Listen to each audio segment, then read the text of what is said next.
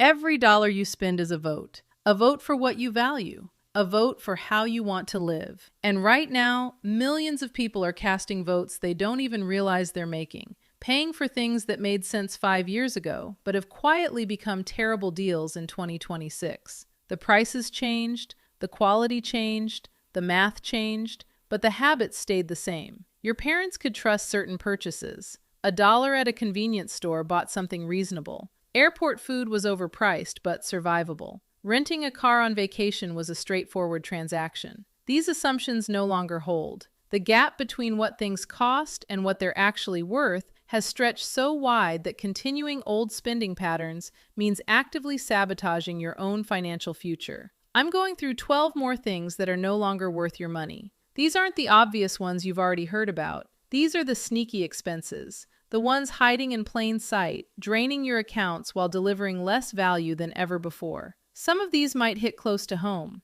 That's the point. Awareness is the first step toward keeping more of what you earn. Let's get into it. Number 1. Extended warranties. Every retailer in America has figured out the same trick. The moment you try to buy anything, a toaster, a television, a pair of headphones, a laptop, they pitch you an extended warranty. Would you like protection for $9.99? Peace of mind for just $12? Here's what they don't tell you. Retailers profit between 50 and 80% on extended warranties. These are among the highest margin products in their entire business. They're pushing them so aggressively because the math overwhelmingly favors the house. Most products either fail within the manufacturer's warranty period, which is already covered, or they last well beyond the extended warranty window. The narrow slice of failures that happen exactly when the extended warranty applies is small enough that companies make enormous profits selling this protection. Add the reality that most people forget they purchased the warranty, find the claims process too inconvenient to bother with, or discover the specific failure isn't covered by the fine print. Maybe 5% of warranty purchasers actually benefit. The other 95% are simply handing money to retailers for nothing. If you want protection against product failures, create a self-insurance fund instead. Put the money you would have spent on warranties into a dedicated savings account. If something breaks, you have cash to replace it. If nothing breaks, you keep the money. Over time, you'll come out significantly ahead compared to paying for protection you'll almost certainly never use. The rare exception. Apple Care on devices you genuinely depend on and would be devastated to replace at full cost. That's about it. Everything else is profit extraction disguised as peace of mind. Number 2. Airport food and drinks. $6 for a bottle of water. $18 for a mediocre sandwich wrapped in plastic. $14 for a beer you could buy at a grocery store for $2. $22 for a sit-down meal that would cost $9 anywhere outside airport walls. Airport pricing has always been predatory. Captive audiences with limited options and time pressure create perfect conditions for price gouging. But the markups have reached genuinely absurd levels in the past few years. The airports know you're trapped. Your options are limited to whatever vendors operate past security, and they charge accordingly, extracting maximum dollars from travelers who didn't plan ahead. The solution is almost embarrassingly simple. Bring an empty water bottle through security and fill it at a fountain on the other side. Pack snacks before you leave. Eat a real meal before you get to the airport. If you have a long layover, walk past the first several restaurants near your gate. Prices are often lower in less convenient terminal areas where foot traffic is lighter. Or just accept minor hunger until you land. A 4-hour flight without food won't harm you. The captive audience pricing model depends entirely on your unwillingness to experience small inconvenience. Refuse to participate in the game. Every airport purchase at these prices is a wealth transfer from your wallet to corporations that have calculated exactly how much discomfort you'll tolerate before paying whatever they demand. Number 3. Rental cars on vacation. You book a trip. Flights cost $300. Hotel cost $400. Everything looks reasonable until you realize you need transportation. Suddenly, you're staring at $60, $80, $100 per day before the fees even start. A week-long vacation that seemed affordable now carries an extra $500 to $800 just for the privilege of driving yourself around. And then come the fees: airport surcharges, facility charges, vehicle license recovery fees, energy surcharges, premium location fees, concession fees, tourism fees, and of course, the aggressive insurance upselling that your credit card probably already covers, but they'll pressure you about anyway. A rental car can literally double the cost of a budget trip. The price you see when searching is almost never the price you pay when you walk out with keys. According to industry data, average rental car prices remain 30 to 50% higher than pre-pandemic levels. The companies discovered customers would pay more, and they've shown zero interest in returning to previous pricing. Alternatives exist for many trips. Rideshare services for occasional transportation might cost less than daily rental fees if you're not driving constantly. Public transit in many cities is extensive and cheap. Some destinations are genuinely walkable if you choose hotel locations strategically. For certain trips, the true cost of a rental car should make you reconsider the destination entirely. A beach town requiring a car might cost more total than a city with great public transit. Run the complete numbers before booking. The sticker price of the rental is marketing fiction. The real price might change your entire vacation calculus. Number 4, Airbnb. When Airbnb launched, the value proposition was clear: local hosts renting spare rooms or empty apartments at prices meaningfully below hotels, with more space and authentic neighborhood experiences. That Airbnb is dead. What exists now is professionalized property management, sophisticated pricing algorithms, and fee structures engineered to obscure the true cost until you're ready to check out. You see a listing for $149 per night. Seems reasonable. You click through to book and discover a $300 cleaning fee, a service fee of $130, local occupancy taxes, and suddenly your 3-night stay jumped from $450 to over $900. The price effectively doubled through fees that weren't visible until the final screen. The cleaning fees are particularly insulting, given that most listings also require guests to complete checkout chores: strip the beds, start the laundry, take out the trash, load the dishwasher, run the vacuum. You're paying $300 for cleaning while also doing the cleaning yourself. Meanwhile, hotels have become competitive again. Many have added kitchenettes. They include daily housekeeping, consistent quality standards, and actual accountability if something goes wrong. You know exactly what you're paying up front with no hidden fee surprises. Before booking any Airbnb, calculate the true all-in cost per night and compare it honestly to equivalent hotels. Factor in the convenience difference, the cleaning expectations, and the lack of recourse if the listing doesn't match the photos. The math has shifted dramatically. For many trips, especially shorter stays, hotels now offer better value than the platform that was supposed to disrupt them. Number 5, movie theaters. A movie ticket now averages somewhere between $12 and $18, depending on your market and the format. Premium experiences like IMAX or Dolby push toward $25 per seat. A couple going to see a movie faces $30 to $50 in admission alone. Then come concessions: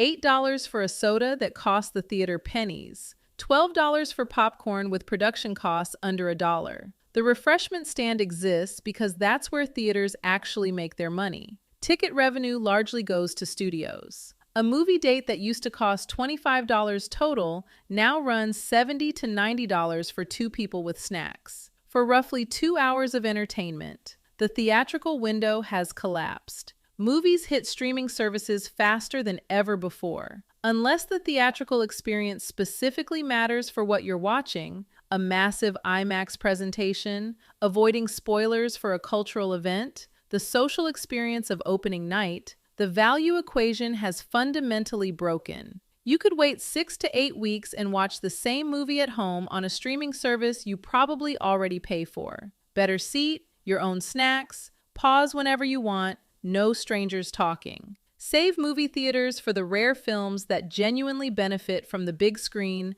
and the collective audience experience. Those still exist, but the casual Tuesday showing of a mid-budget comedy, that's better at home in every measurable way except impatience. Number 6, Premium grocery stores for basics. Whole Foods, Erewhon, specialty organic markets with beautiful displays and soft lighting, and prices that would make your grandparents faint. These stores have convinced a certain demographic that spending more on groceries represents self-care, health consciousness, and responsible consumption. The branding is powerful. The economics are questionable. For specialty items you genuinely can't find elsewhere, maybe the premium makes sense. For basics, you're paying a brand tax that has nothing to do with product quality. The organic milk at Whole Foods is the same organic milk at Costco for 30% less. Both carry the USDA organic certification. Both came from cows.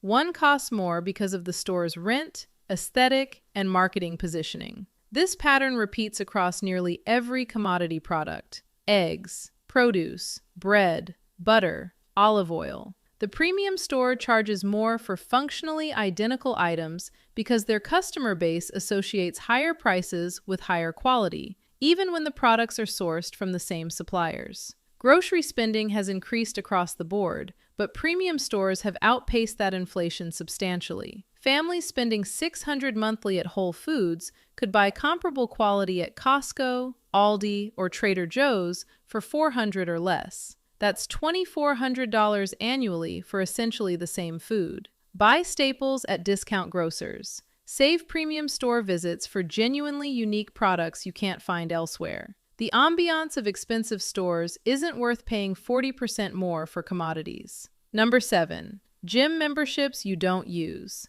The fitness industry business model depends almost entirely on people paying for access they never use. That's the math that makes gyms profitable. If every member actually showed up regularly, no facility could handle the capacity. They're counting on you to pay and stay home. The average gym membership costs $30 to $60 monthly, depending on the facility. If you go 4 times per week consistently, that works out to reasonable per-visit value. If you go twice a month, you're paying $15 to $30 per visit. If you haven't been in 6 weeks, you're paying for absolutely nothing. Americans waste approximately $400 annually on unused gym memberships. That's collective billions flowing from people who had good intentions in January to facilities that bet correctly on human behavior. The honest assessment is uncomfortable but necessary. Look at your actual attendance over the last 3 months. Calculate your real cost per visit. If that number embarrasses you, cancel the membership and try a different approach. Home workouts require minimal equipment. Running and walking cost nothing. YouTube has unlimited free workout content from certified trainers. The fitness apps that cost $15 monthly still come out cheaper than the gym you're avoiding. Pay for fitness options you actually use consistently. Everything else is an expensive monument to aspirational thinking. Number 8. Banking fees. The average American pays nearly $300 annually in banking fees, overdraft fees, monthly maintenance fees, ATM fees, minimum balance fees, wire transfer fees, paper statement fees. Traditional banks with extensive branch networks charge these fees to cover their overhead, buildings, staff, physical infrastructure across thousands of locations. You're subsidizing real estate and salaries every month through fee structures that often go unexamined. In 2026, there's no reason to accept this. Online banks and digital-first institutions operate without that physical overhead. They pass savings directly to customers through fee-free checking, higher interest on savings, and eliminated minimums. High-yield savings accounts at online banks offer rates around 4 to 5% APY. Traditional banks with physical branches pay a fraction of a percent on the same deposits. On a $10,000 emergency fund, that difference is $400 annually in interest you're leaving on the table. If your bank still charges monthly maintenance fees, overdraft fees, or pays negligible interest on your savings, you're choosing to lose money through institutional loyalty that the bank doesn't reciprocate. Moving banks takes a few hours of setup. The annual savings can reach $500 or more when you combine eliminated fees with competitive interest rates.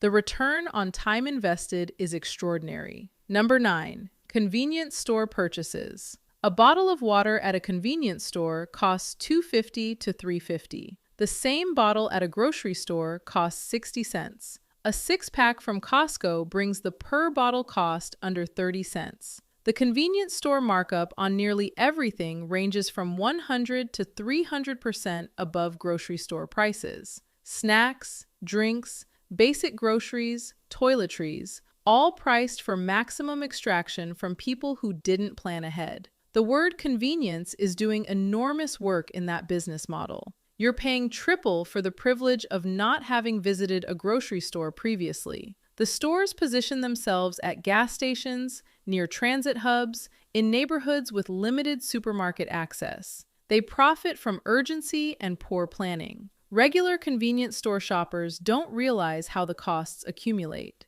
A $3 drink and a $2 snack daily seems trivial. That's $5 times 365 days. Over $1,800 annually on items that would cost $600 at a grocery store. The fix is simple but requires minimal forethought. Keep snacks and drinks stocked at home and work. Fill a water bottle before leaving. Buy what you need at actual stores with normal prices. Every convenience store purchase is a premium paid for poor planning. The occasional emergency stop makes sense. The regular habit is an expensive failure of logistics. Number 10. Storage units. The self-storage industry in America generates over $40 billion annually. There are more storage facilities in this country than McDonald's, Starbucks, and Dunkin' combined. People rent these units for one consistent reason. They own more stuff than fits in their living space. Rather than confronting that imbalance, they pay monthly rent to store possessions in a concrete box they rarely visit.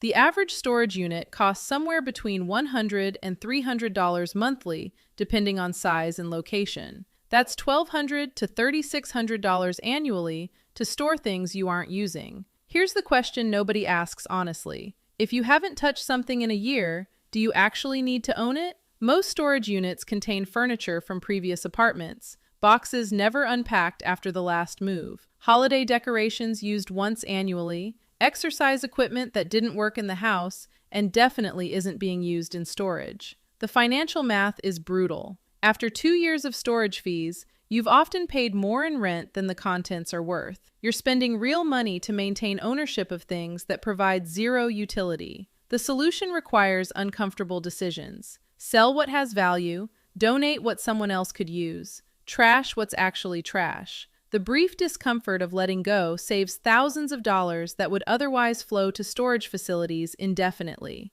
If something is important enough to keep, it's important enough to keep where you live. If it's not worth that space, it's not worth paying monthly rent to avoid making a decision about it. Number 11. Alcohol at bars and restaurants. A cocktail at a decent bar costs $14 to $18 in most markets. A glass of wine costs $12 to $16. A beer costs $7 to $10. The ingredients in that $14 martini cost approximately $2. The wine by the glass typically runs 300 to 400% above retail bottle prices. The markup on alcohol is among the highest in the entire hospitality industry. Restaurants and bars survive on beverage profits. As food margins compressed, drink markups increase to compensate. The industry has discovered that people will pay nearly any price for social drinking. A night out with 3 or 4 drinks can easily add $40 to $60 to your tab beyond food. Do this weekly, and you're looking at over $2,000 annually on alcohol consumed outside your home.